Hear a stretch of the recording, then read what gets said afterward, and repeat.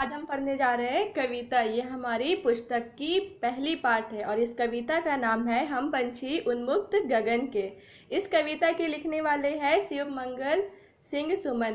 तो चलिए अब हम कविता की ओर आते हैं। कविता की जो पहली पंक्ति है हम वो पढ़ते हैं।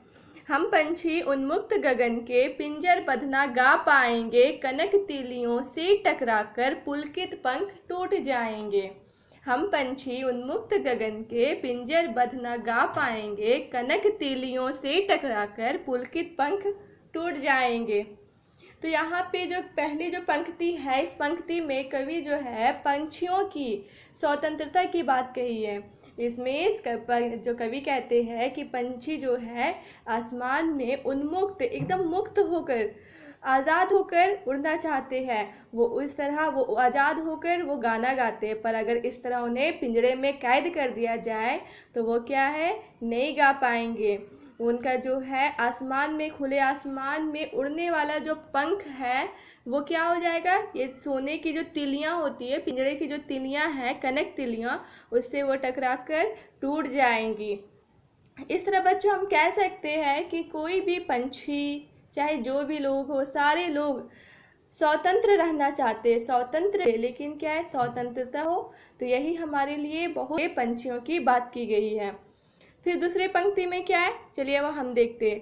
हम बहता जल पीने वाले मर जाएंगे भूखे प्यासे, कहीं भली है कटुक निबौरी कनक कटोरी की मैदा से। हम बहता जल पीने वाले मर जाएंगे भूखे प्यासे, कहीं भली है कटुक निबौरी कनक कटोरी की मैदा से। तो यहाँ पे पंछियों के बारे में कहा जा रहा है। पंछी कह रहे हैं कि हम जो है बहता जल पीने वाले हैं, हम भूखे प्यासे मर जाएंगे इस कैद वाली ज़िंदगी में, इस परतंत्र की ज़िंदगी में।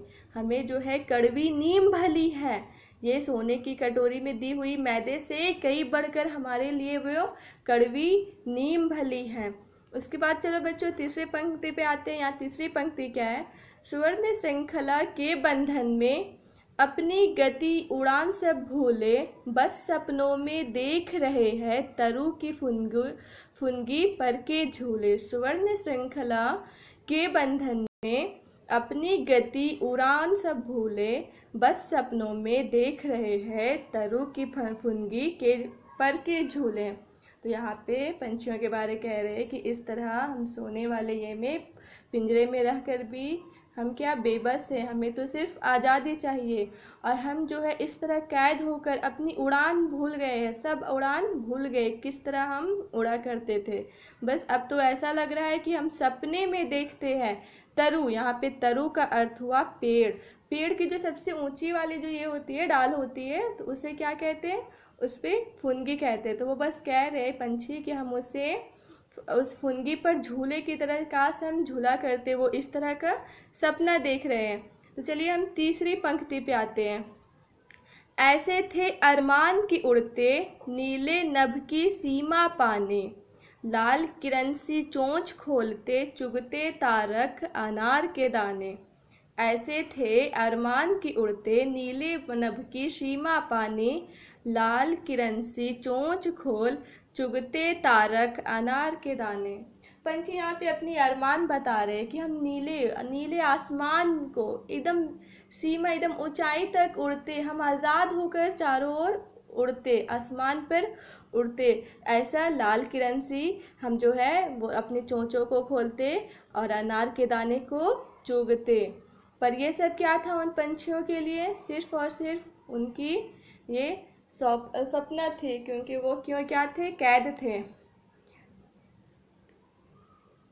इस तरह हमें जो है पंछियों को कैद नहीं करना चाहिए।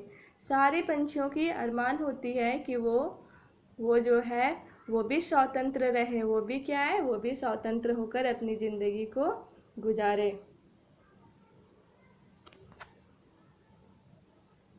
ठीक है।